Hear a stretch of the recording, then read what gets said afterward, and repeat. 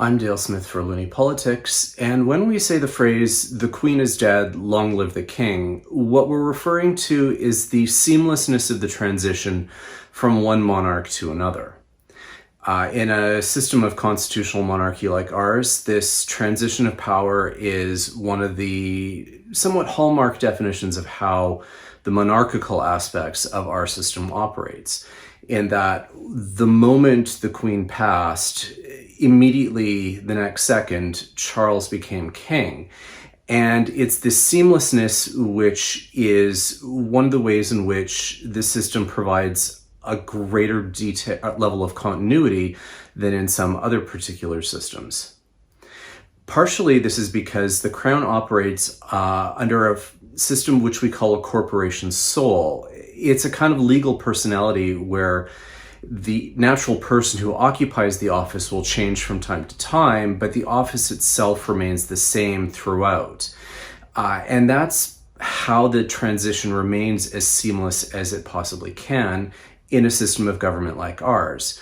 So the things by which require oaths of fealty and allegiance and so on, which are kind of hallmarks for how people interact with the system overall, that all remains the same because the legal personality remains intact. So when MPs swear an oath to the Queen, when civil servants swear an oath to the Queen, when people swear their allegiance as part of an immigration process, they're swearing it to the legal personality. And that means that when the natural person who occupies that office changes, as we are experiencing this week, the office remains intact and therefore the oaths remain intact. That means we don't have to dissolve Parliament and start a new election, or at least re-swear in every MP and senator for the new king. That would grind the entire operation of the country to a halt. And these kinds of things did happen once upon a time, but we have developed ways in order to accommodate this and ensure that we have this seamless transition of power. That means that the House of Commons can meet this week in order to pay tribute to the Queen without MPs having to swear a new oath. Yes, the Privy Council of Canada did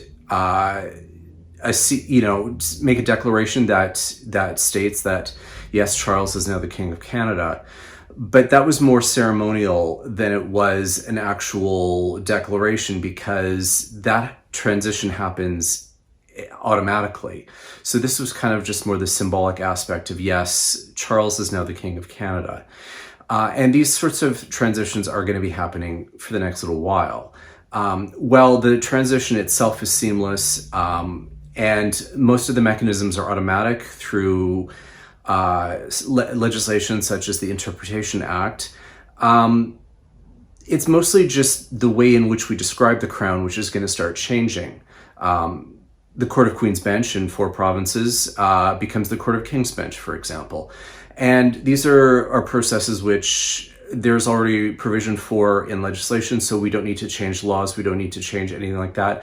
We just basically have to change the way in which we refer to these institutions. And that's really what this next few months is going to wind up being. It's just learning how to conceive of a new head of state in a new way, because the office is the same. The legalities are all the same. There is no actual change for laws or constitution or treaties or contracts. Those are all seamlessly transitioning from Queen to King. It's just the way in which we speak about it. And that's probably what's going to take the most time.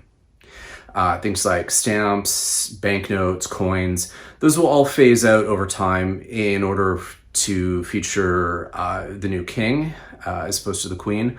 But again, this is not overnight. The existing currency does not become invalid. It's all just a gradual change process, which Canadians will start to experience in the weeks and months ahead. For Looney Politics, I'm Dale Smith.